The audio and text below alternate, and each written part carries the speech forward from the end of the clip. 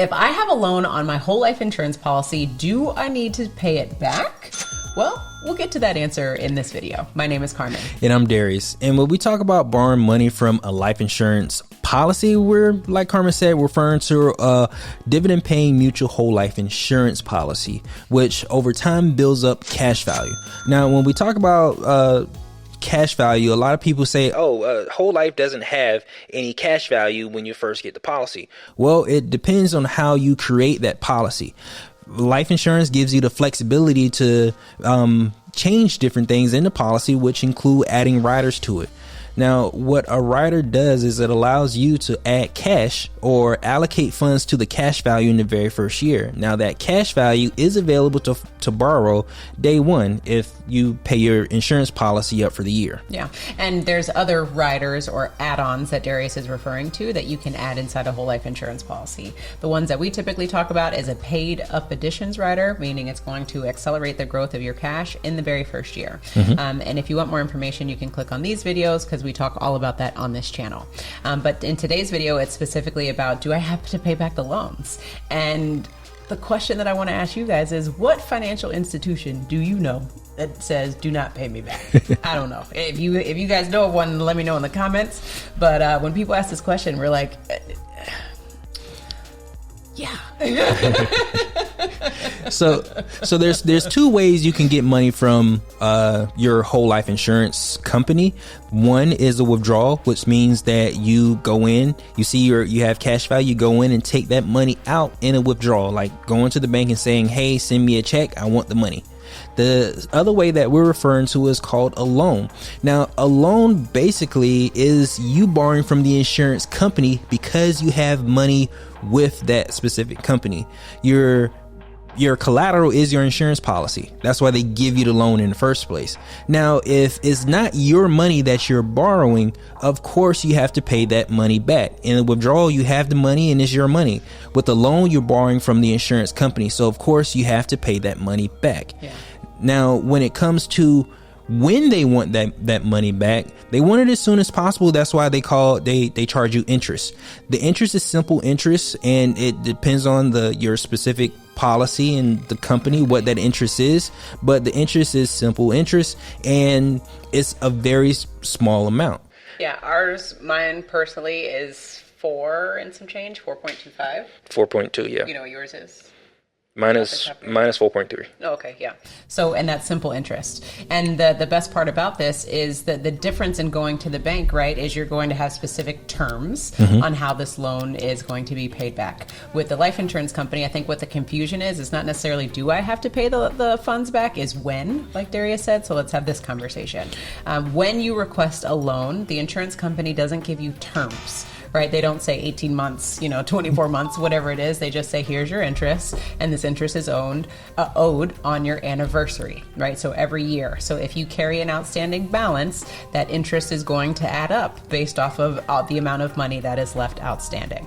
So when we talk about when should you pay the money back, I mean, obviously you should pay it back as soon as possible because there is interest. There's a fee for the money that you've borrowed. But in certain instances where maybe you're investing and there isn't immediate payback, you will probably carry over a balance, maybe a year, 2 years, whatever the case may be. I know for us, we were carrying over a balance for probably 4 years for some of our policies because we were paying back debt. So we do always pay the loans back, but it just depends on the time frame in which we strategically are planning to pay the money back, and we're not just leaving it outstanding because you don't want this to add up and become a cost or a burden to you. You have to use your policies responsibly. And I feel like a lot of times people look at whole life insurance policies going, oh, this is going to be my end all be all. This is going to change everything. But if you don't have sound financial habits, this could actually wreck everything that you got going on, because now you have a meal ticket to some cash and you don't have to pay it back in specific terms. Right? So that's where things can get a little hairy if you don't have that discipline to know that you should pay this money back in a timely fashion. Are you looking for a life insurance policy specifically designed to help you accomplish your financial goals? And if you have a policy, or if you're looking for more education, would you like to be a part of a community with like-minded individuals who are all using life insurance to accomplish their financial goals? If so, click on the link below. We would love for you to join the Wealth Nation Money School.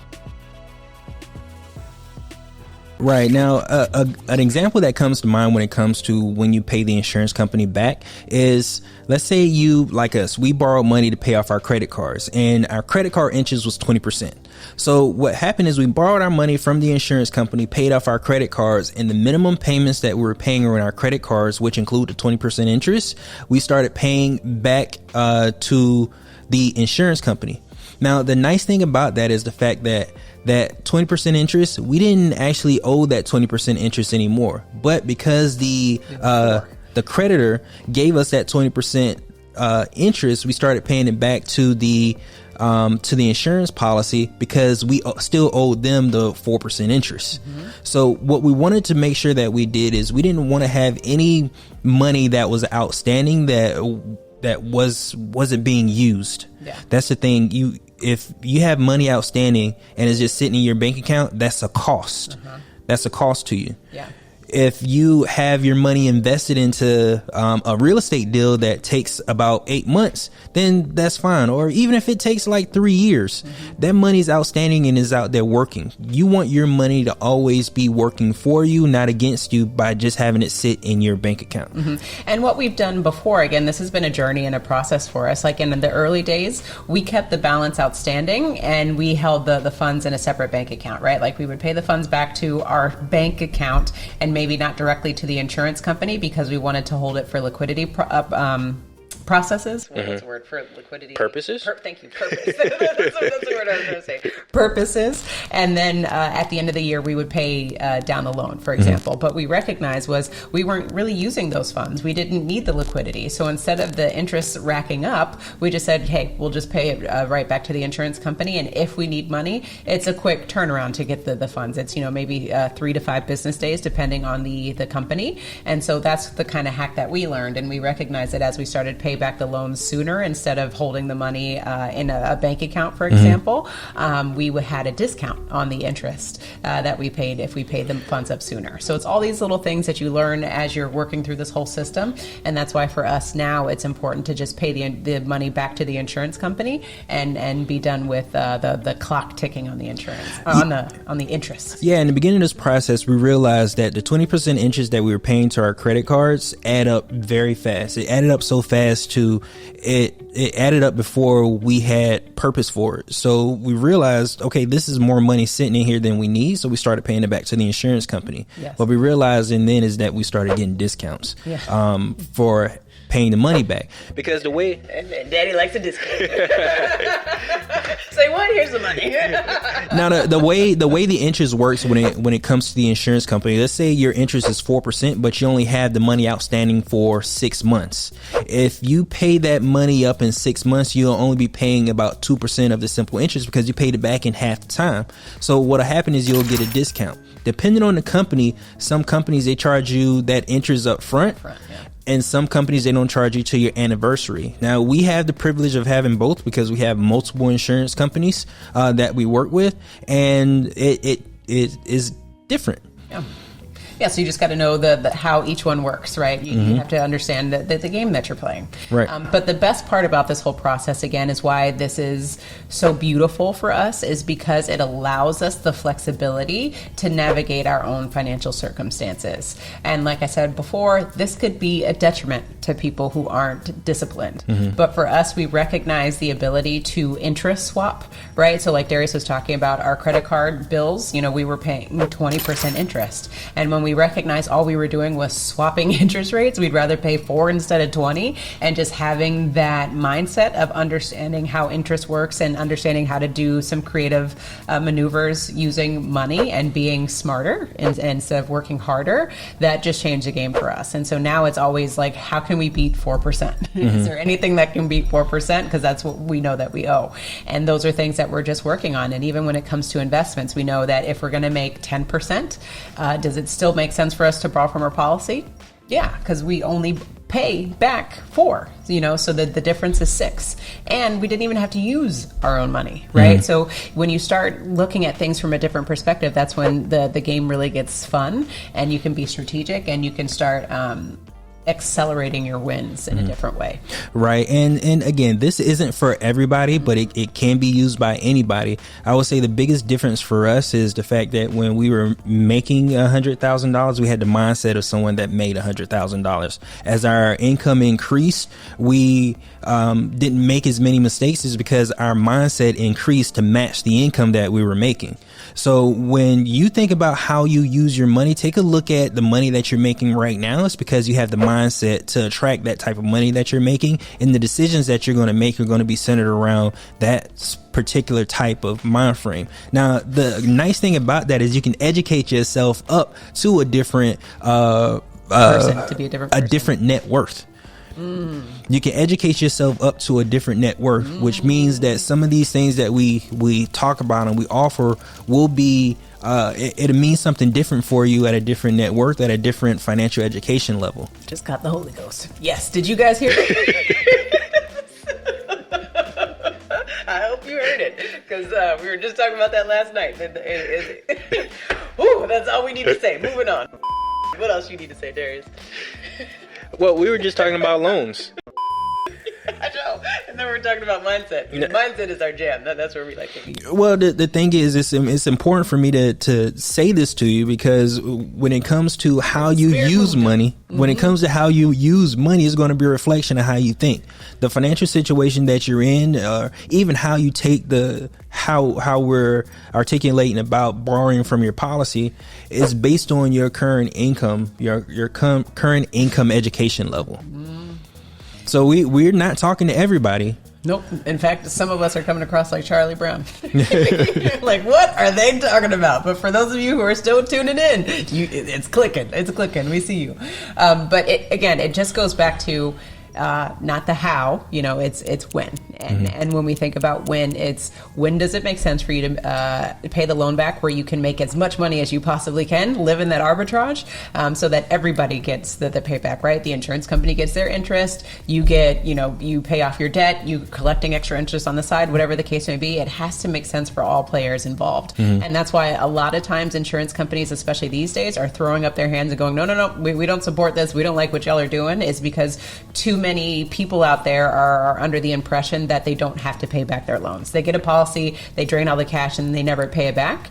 And at the end of the day, you are going to pay it back. Maybe not you, but your beneficiary will, because they're going to deduct whatever your outstanding balance is from your death benefit, and whatever is left is going to be paid to your beneficiary.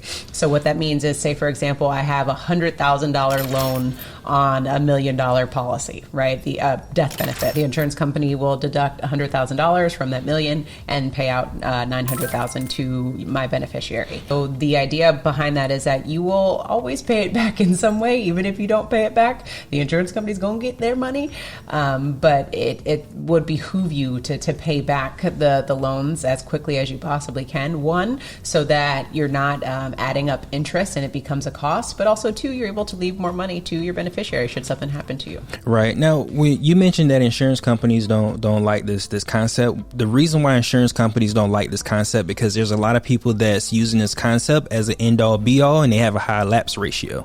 There's a lot of people that get into this thinking that it's going to fix all their problems, and it doesn't. Their policy doesn't. They don't maintain their policies. Now, when saying meaning they don't maintain it, now meaning the insurance company, it's cost them money for a policy that somebody's no longer using. Right. Now, it's important for you to be aware of what you are signing yourself up for. When you think you're going to use this concept as a way to get out of debt or as a way to invest, make sure you're aware of it, because if you're not, and you're one of those ones that have a policy that lapses, you also put your insurance agent in a bad position, because they can lose their license for having so many a certain percentage of policies lapse. So you're not only doing yourself and your family a disservice, you're also doing the person that spent time with you and going to have you as a client for the rest of your life or their life, whichever comes first, a disservice for how they provide for their family. So the insurance company, they're going to be good regardless, because one way or another, we all have life insurance, but the most successful people are banks and life insurance companies. The people that end up being messed up are people like us, like you and I. And again, the idea behind this whole video is educate yourself.